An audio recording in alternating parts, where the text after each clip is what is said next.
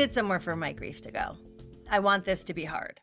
1 year after her mother's death, Marci Stepak set out on a 10-day walk across her hometown. Her goal is to visit all 100 branches of the Toronto Public Library. It's a physical challenge for sure, 300 kilometers. That's like 7 marathons, and she's doing 25 to 30K a day. And it's April, and it's still cold out, but it's also something more personal. Her mother, Eunice Stepak, died April 7th, 2025, of breast cancer, the day before she would have turned 88. After a year of mourning and training hard, her daughter has embarked on a journey through grief, memory, and what comes next. For Marci Stepak, libraries were never just about books. They were where she spent time with her mother growing up, and from whom she learned to adore libraries, develop curiosity, and embrace her mother's hobby of walking. Now Stepak is hoping to raise at least $5,000 for the Toronto Public Library's Foundation to support outreach services for seniors, which helped her mother get home delivery of library books during her final days. The walk is called Every Library TO, a quest that she and her mother used to dream of doing but never did. She'll be carrying their vintage paper library passport booklet along with other mementos of her mother. It's one of those things, you talk about it all the time. You're never actually going to do it. And then when she got sick, we started to talk about it again, and it was more of a distraction at that point. And then when she passed, I realized I'm going to do this. I'm Ellin Bessner, and this is what Jewish Canada sounds like for Friday, April 10th, 2026. Welcome to North Star, the flagship podcast of the Canadian Jewish News, made possible thanks to the generous support of the Ira Gluskin and Maxine Granovsky-Gluskin Charitable Foundation.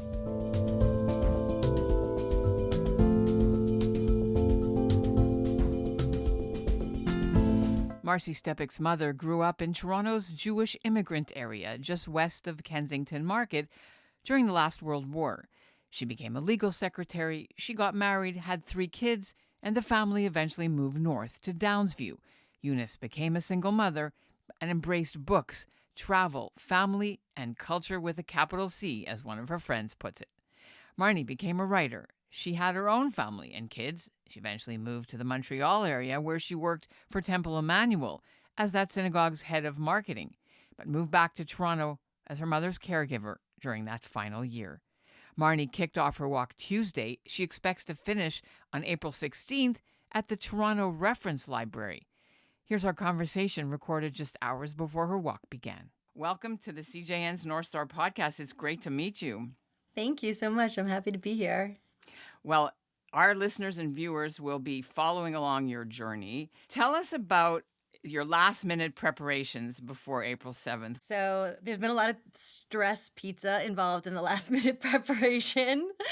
I've been Passover pizza, we have to yes, say, right? Yes, no, Passover pizza, absolutely. That's okay, I don't judge.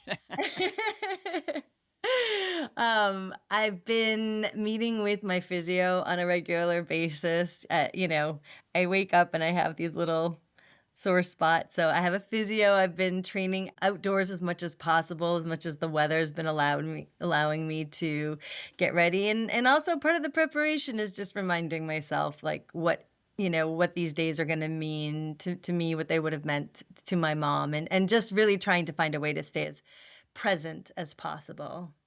All right. Could you kindly tell me how you decided to do this walk around all 100 branches of the Toronto Public Library? Sure. So years ago, my mother and I had discovered a library passport that had been created by a local Toronto designer. And you could carry this passport around with you to each of the branches, and the librarians would stamp it for you. Old school.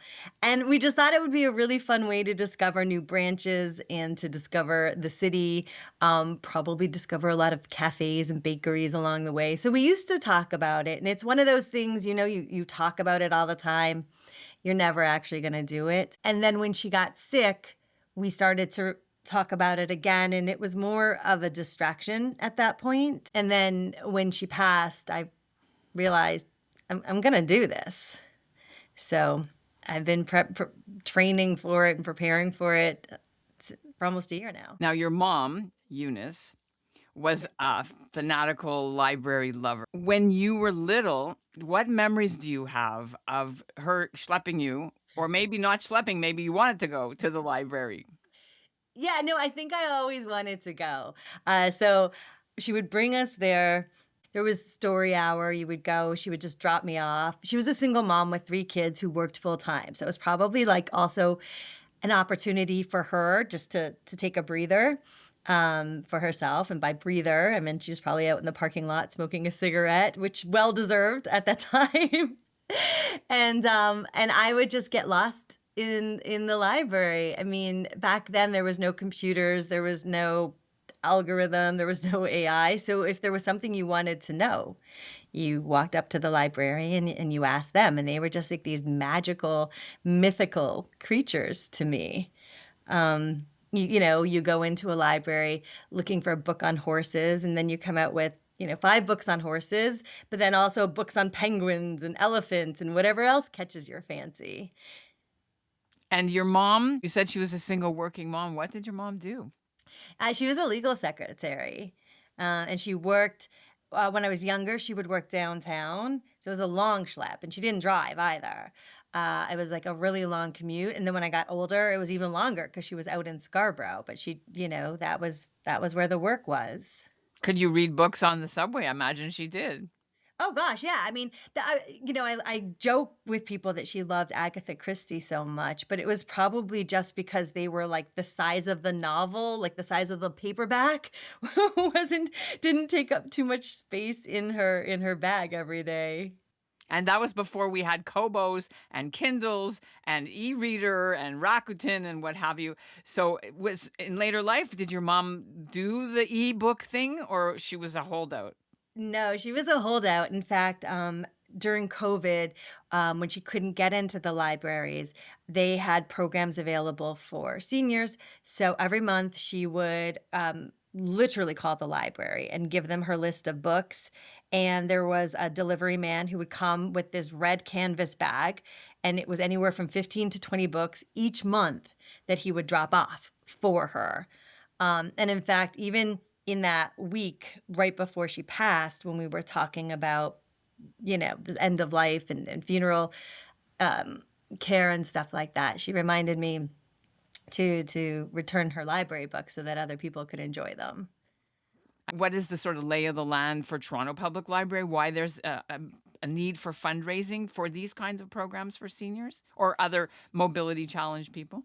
Yeah, I think that my understanding anyhow is the Toronto Public Library Foundation recognized a need within the community, specifically the senior community, for connection, because they saw that there was a growing loneliness and lack of connection among seniors. So with some initiatives and some grants that they received, they've created programs where they can bring their services to the seniors in their community if they're unable to go into branches. So in my mom's case, like I said, that was bringing the libraries directly to her. But my understanding is they have a number of services and programs available for seniors who aren't able to get in, or just anyone who isn't mobile. And how did you decide what route you're going to take and where you're going to start? Are there significant sort of reasons for going each place at each day? Yeah, so that is still a work in progress. I'm really lucky. I met a woman. The routes are all planned. I knew that it was 100 libraries, but there's no mapping system that I was able to find that could optimize the routes for me. I knew some, like the parameters were I couldn't take more than these 10 days to do it. I was going to hit all 100 because, you know, I work full time and I didn't have more than that. In fact, just yesterday, because the walk has received some attention, I've had strangers reach out to me who are also library nerds like myself. And a woman last night offered to look at my routes. And just based on her recommendations, I think I've shaved half a day. I mean, there was one day where I was saving 12 minutes. And you know what? 12 minutes is going to matter. Especially between bathrooms, exactly. Yeah, exactly. And I want to ask you about the decision to go for your mother's Yahrzeit and her birthday. How did you work through that? Um, I think my mom would have loved how I have chosen to commemorate the 7th, which is the day she passed, and to celebrate on the 8th, which would have been her 89th birthday. I did change some of my routes based on those days. I think on the, I think she would have loved the idea of me exploring the Danforth. So a friend is joining me for the entire day, and we've already, picked out some treats, and we're ending the day with some ice cream. I think she would have appreciated that. On the one hand, libraries are really, they're quite solitary, and they're quite quiet. And yet this walk is turned this into something much louder and much more communal. I think she would have loved it. Well, I your really mom was a do. walker, I'm told. Where did she walk? Tell me about that. Well, it's funny. She definitely was a walker, and what that meant in the winter time when she couldn't get out was that she would walk up and down her the hallway in her apartment building. And you could ask any of her neighbors about that. But even before then, when my mom didn't grow up in an age where she had a gym membership, or I don't even, I think she might have even missed the whole Jane Fonda workout, moment in time. But she passed from cancer, but her first diagnosis was when she was 48 with breast cancer. And she had a double mastectomy, and it left her with some physical challenges. She wasn't able to drive after that. She sort of lost mobility a little bit in her upper body. So walking was something that she could do, and she always did. And my mom, on an average day, like right up until that last year, was walking, 5K a day, weather permitting. Yeah, we had spent our last summer in Vancouver visiting my brother, and we were doing 7 kilometers a day easily, and strolling. And that's what I'm reminding myself, is that yes, this is a huge physical challenge. It's up to 30 kilometers a day. Look, I want to ask you, are you bringing anything of your mom's on this trip with you? Yeah, I'm bringing a couple of things with me. So I'm bringing that library passport that I mentioned. And I'm actually also bringing like these old school library cards with me. So if and when I meet people along the way, if they want to say like which library or who their favorite author is, or a book recommendation. But I'm also going to be bringing a few photos of my mom with me. They're ones that I keep up on my fridge, so I see every day anyhow. And my mom was a traveler. She would travel wherever, and this love of books was, that through line was like this love of curiosity. So it was a love of books, it was a love of people, it was a love of travel. So my mom got to travel a lot. And one thing she learned traveling was she would carry this really loud, obnoxious, like luggage tag on her black suitcase so it would stand out from other people's. So yes, I when I was clearing out her apartment, I made sure to take it, and I'm going to be carrying that on my backpack with me for the next 10 days as well. Did your mother have a favorite book or two that she read more than once? I mean, yeah, growing up, it was all day, all night Agatha Christie's and murder mysteries and thrillers like that. And then and I see why. They're like beautiful, like bingey. They're a bit of a distraction. You can finish one, move on to the next. But my mom was also a deep thinker and a deep reader. So as when she didn't have to, pay attention to us 3 kids, and she got to really focus on herself more over the years, I think she delved way more into anything that had to do with Canadian history, art history, anything art related. She was very civic minded, as well, poetry. Um, you know, that I definitely learned a lot from her. Did she go to hear authors speak, or was she part of a book club? It's interesting. She was never part of a book club. I don't know why. Well, they But didn't yes, really have book clubs when we were growing up. It wasn't the yeah, thing. was John Irving, and that was with my mom at the Toronto Reference Library many, many, many years ago. And it was crazy. I remember leaving there and saying to my mom, like, I was reading this book alone. It was me and the author, and that was it. And then you walk into this auditorium and you're like, oh, it wasn't just me in this book. It was me in this book and these hundreds of other people sharing the same experience. So she gave me that experience as well. Did she do any Jewish reading, or was she involved at all in any Yiddishkeit? Oh gosh, yeah. I mean, it's a shame she's not here to ask her directly, because she did try for years and years to sort of spark that interest in me. It skipped a generation though. My youngest son, Callum, was always getting book recommendations for her. Anything to do with Jewish history, Judaism. This skipped into my son's generation, and that was their special connection and their special bond. I think that she respected all of our differences, and that was one of our differences. I don't think she would have wanted me to do anything that felt unnatural or unfamiliar to me. I'm hoping that our religion is books and reading in a way, and I'm hoping that she'll appreciate that. We are the people of the book, they say. Yeah, exactly. Coming up, how Marci's walk was her own way to observe Yizkor this week.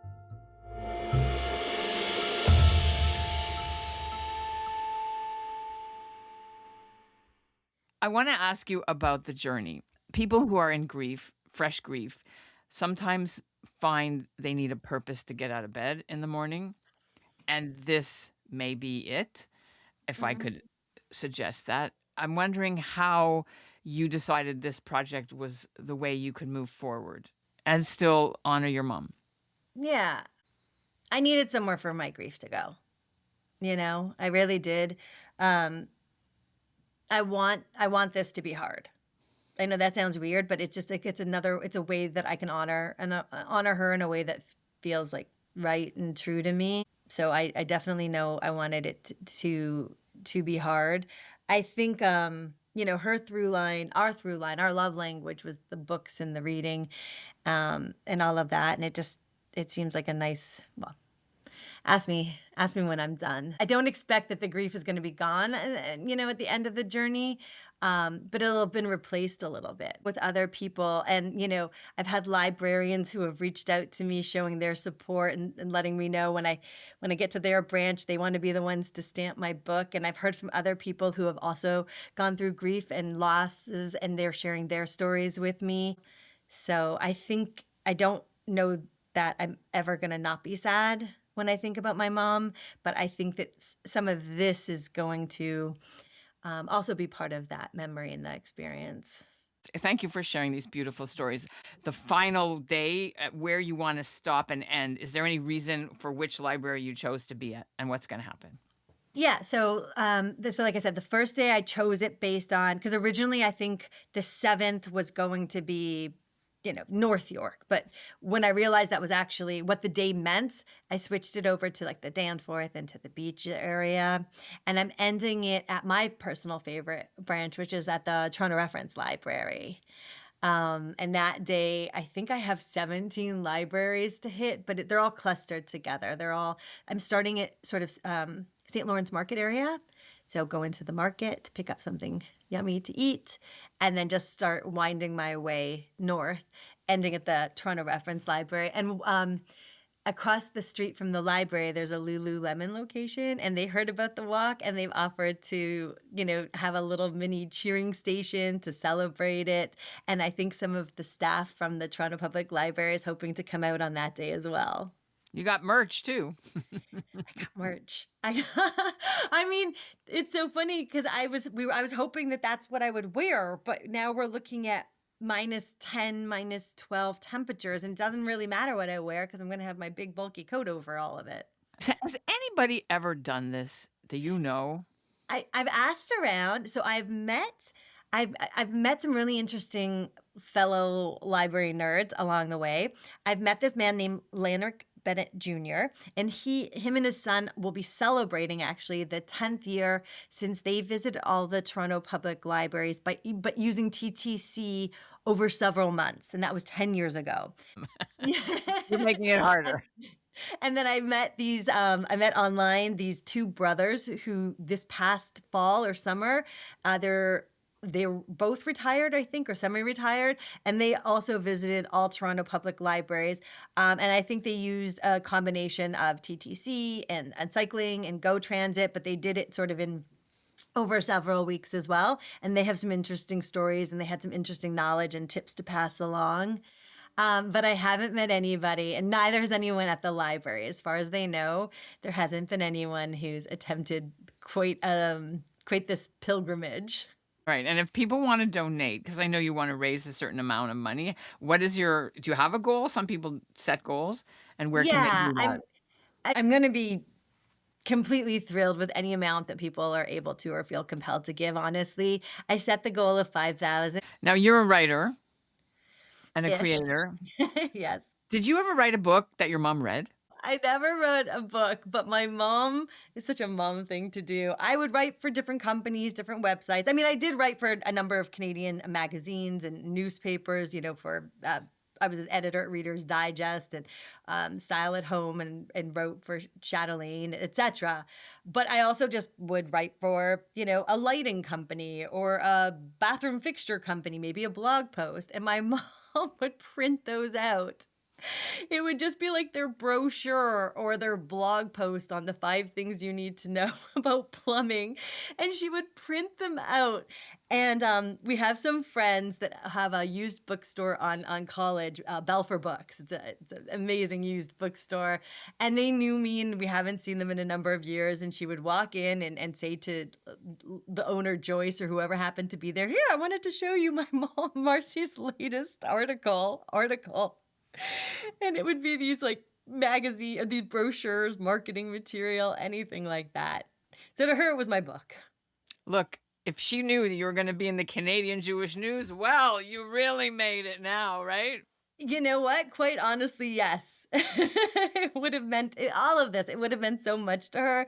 But yes, this in particular. Did she finish high school? And tell me about her, because it seems like you benefited from her love of reading in your career. She was your producer in some way. She was very much so. I mean, many years have gone by, so I could admit this now, but I can't tell you how many university essays she wrote for me. Because she was a legal secretary, so she was very fat. Well, she was very fast at typing. Like, she knew shorthand. So I would recite an essay to her, and she would type it up for me. Because in my days, we were still using typewriters or word processors for that sort of thing. But you asked me, have I written a book? She was the one we all wanted to write a book. I was hoping, actually, I was the one who cleared out her apartment. And I kept thinking, there's a book in here somewhere. There's a book. She was too modest or wasn't quite sure.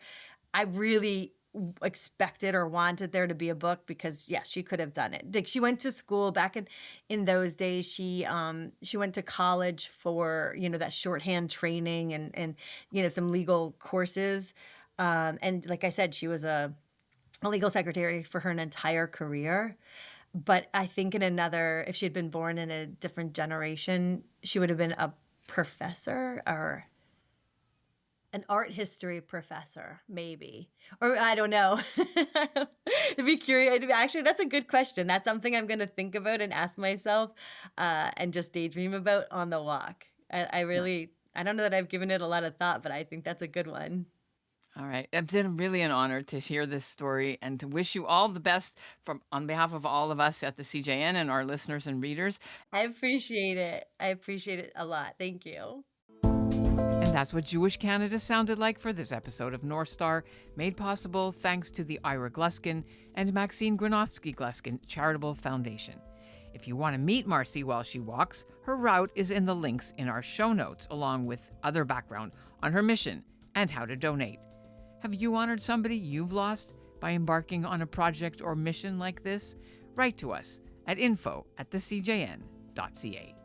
Our show is produced by Zachary Judah Kaufman and Andrea Varsany, with Michael Freeman, the executive producer, Alicia Richler as editorial director, and Brett Higgins composed the theme. Thanks for listening.